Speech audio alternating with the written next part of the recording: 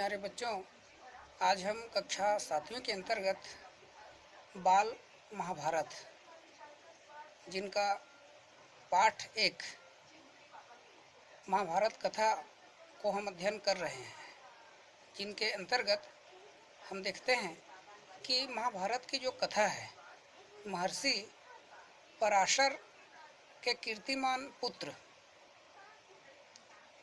इतिहास में एक ऋषि हुए, ऋषि ही नहीं महर्षि, जिनका नाम है पराशर। वह पराशर के कीर्तिमान एक पुत्र हुआ जिनका नाम है वेद व्यास। उन्हीं के माध्यम से यह जो महाभारत की कथा है वह लिखा हुआ है। व्यास जी ने महाभारत की यह कथा सबसे पहले अपने पुत्र सुखदेव को कंठस्थ कराई थी। इस प्रकार से आप लोग प्रार्थना को, राष्ट्रगान को, राष्ट्रगीत को इत्यादि को जैसे आप पूरा याद कर लेते हैं मुखाग्र बिना देखे, ठीक उसी प्रकार से जो सुखदेव जी हैं वह अपने पिता वेद व्यास से बिना देखे याद कर लिए थे, मुखाग्र वह कंठस्थ कर लिए थे। और मानव जाति में जो महाभारत की कथा है उनका प्रसार, उनका जो सभी लोगों में ज्ञान बांटना है, प्रदान करना है, यह काम जो है महर्षि वैशंपायन के द्वारा हुआ। महर्षि वैशंपायन ने यह महाभारत कथा का प्रसार किया। उसी प्रकार यह जो वैशंपायन है ये व्यास जी के प्रमुख शिष्य थे। वेद व्यास के प्रमुख शिष्य का नाम वैशंपायन। ऐसा माना जाता है कि महाराजा परीक्षित के पुत्र जन्मेजय ने एक बड़ा यज्ञ किया और इस महायज्ञ में सुप्रसिद्ध अर्थात सु माने अच्छा और प्रसिद्ध मतलब जिनका कीर्ति चारों तरफ फैला हुआ हो, वह पौराणिक अर्थात पुराण आदि जो सूत जी वहाँ पर मौजूद थे और सूत जी ने समस्त ऋषियों की एक सभा बुलाई।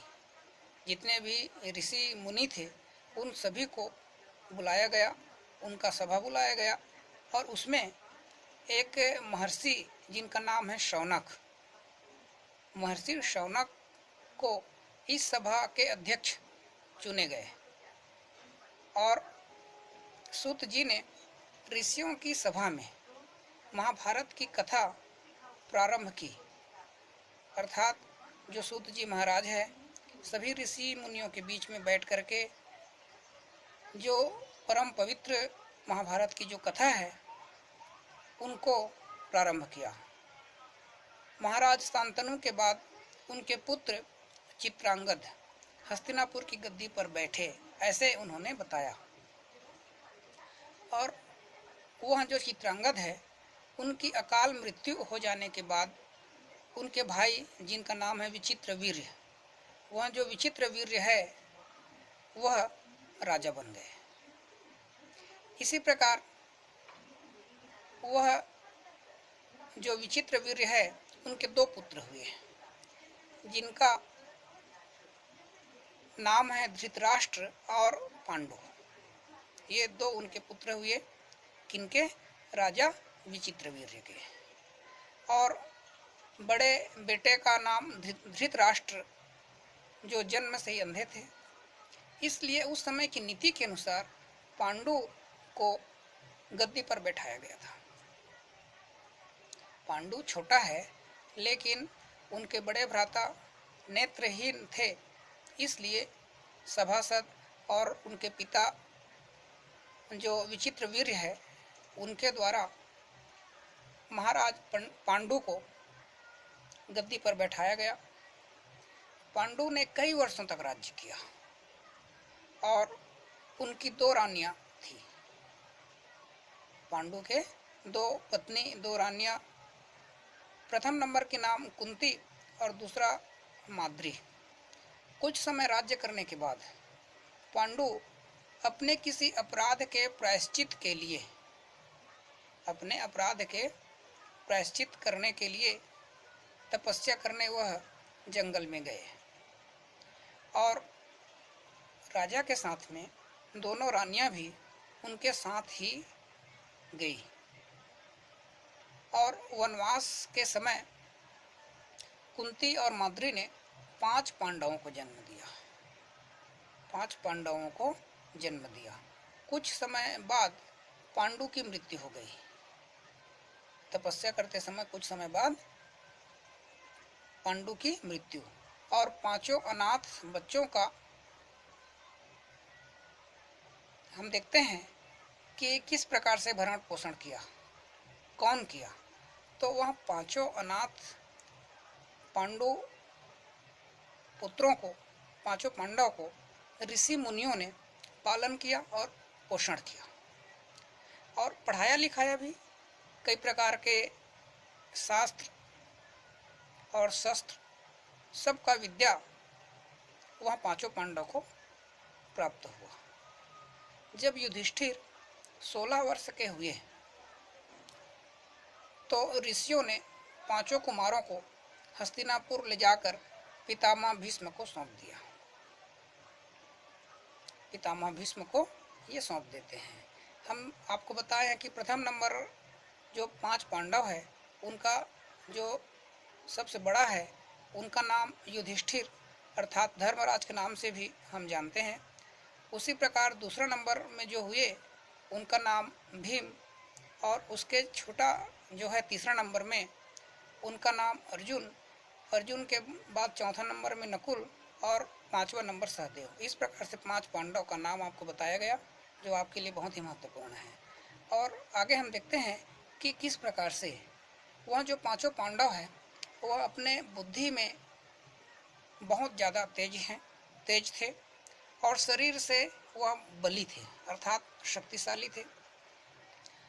उनकी प्रखर बुद्धि और मधुर स्वभाव ने सबका मन मोह लिया था, क्योंकि स्वभाव ही इस संसार में सबसे बड़ा जो सफलता का माध्यम है।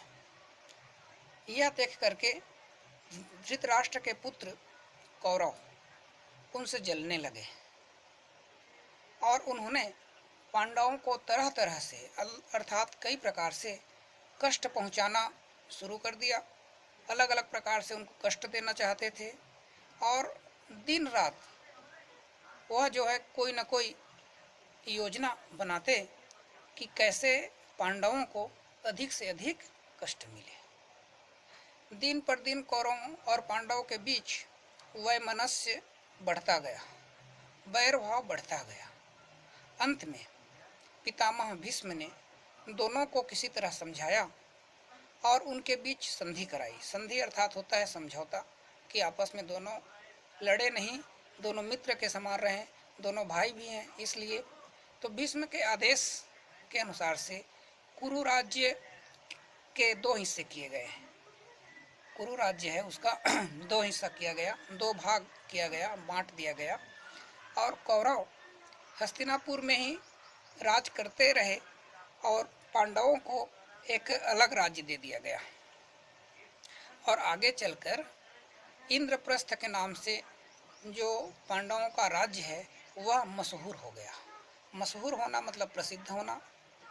इस प्रकार से कुछ दिन वहाँ पर शांति बनी रही और हम देखते हैं कि उन दिनों राजा लोगों में चौसर खेलने का आम रिवाज था।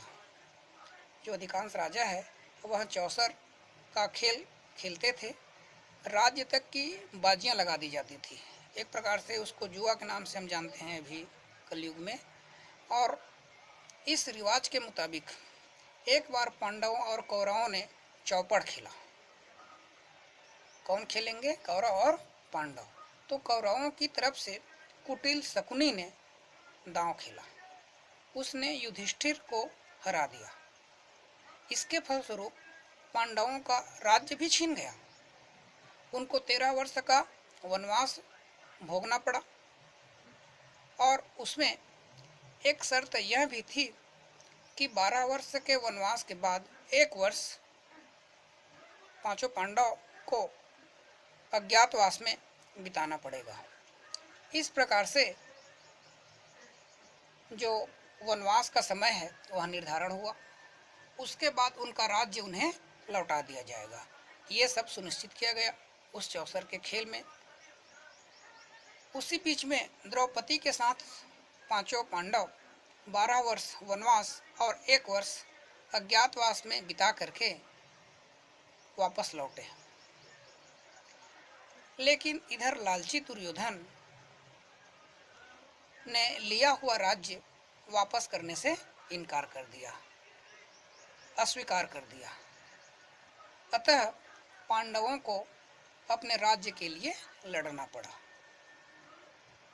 क्योंकि हमको राज्य चाहिए, ऐसा उनका उद्देश्य है। और उसी बीच में युद्ध भी हुआ और युद्ध में सारे कौरव मारे गए। विशाल साम्राज्य के स्वामी जो पांडव है वह पूरा सम्राट के रूप में वहां पर कार्य किया। इसके बाद 36 वर्षों तक पांडव ने राज्य किया है और फिर उसके पोते जिसका नाम है परीक्षित को राज्य देकर द्रौपदी के साथ तपस्या करने ये सभी भाई हिमालय चले गए थे। उसके बाद ये जो आपको आज बताया गया, यह संक्षेप में ये महाभारत की कथा है। आगे इनका और अलग अलग भाग में हम अध्ययन करेंगे। तो इसके अंतर्गत कल भी हम अध्ययन करेंगे, जिसमें हम पाठ 2 देवव्रत, पाठ 2 का नाम है देवव्रत, इनका हम अध्ययन विस्तृत रूप में करेंगे। लेकिन आज के लिए आपको पाठ 1 महाभारत कथा बहुत ही सुंदर ढंग से और विस्तृत ढंग से आपको समझाया गया। तो आज के लिए इतना ही। अंत में आप सभी के लिए शब्दार्थ तो पहले ही बता दिया गया है, जब आप व्याख्या सुन रहे थे, पढ़ रहे थे उसी बीच में। अब हम आपको गृह कार्य के लिए प्रश्न देंगे, जो कि आपके लिए बहुत ही महत्वपूर्ण है और परीक्षा की दृष्टि से उपयोगी भी है। अतः आप सभी प्रश्न को आप लोग लिखेंगे और इसको उत्तर भी फिर आप इस वीडियो को देखकर ही आपको लिखना होगा, क्योंकि यह जो प्रश्न है बहुत ही महत्वपूर्ण है। जिसमें गृह कार्य के अंतर्गत प्रथम नंबर का प्रश्न है, ध्यान से सुनेंगे। व्यास जी ने महाभारत की कथा सबसे पहले किसे कंठस्थ कराई थी? प्रश्न क्रमांक 1 पुनः आपको बताया जा रहा है। व्यास जी ने महाभारत की कथा सबसे पहले किसे कंठस्थ कराई थी? यह जो है प्रश्न क्रमांक 1 था। इसी प्रकार प्रश्न क्रमांक 2, वनवास के बाद पांडवों ने कितने वर्ष राज्य किया? प्रश्न पुनः दोहराया जा रहा है। प्रश्न क्रमांक 2, वनवास के बाद पांडवों ने कितने वर्ष राज्य किया? तो इस प्रकार से आप लोगों का यह जो पाठ 1 बाल महाभारत के अंतर्गत महाभारत कथा पूर्ण होता है। आप सभी इसको ध्यानपूर्वक देखेंगे वीडियो को और सुनेंगे, समझेंगे और उत्तर भी लिखेंगे। तब तक के लिए आप सभी विद्यार्थियों को बहुत बहुत धन्यवाद।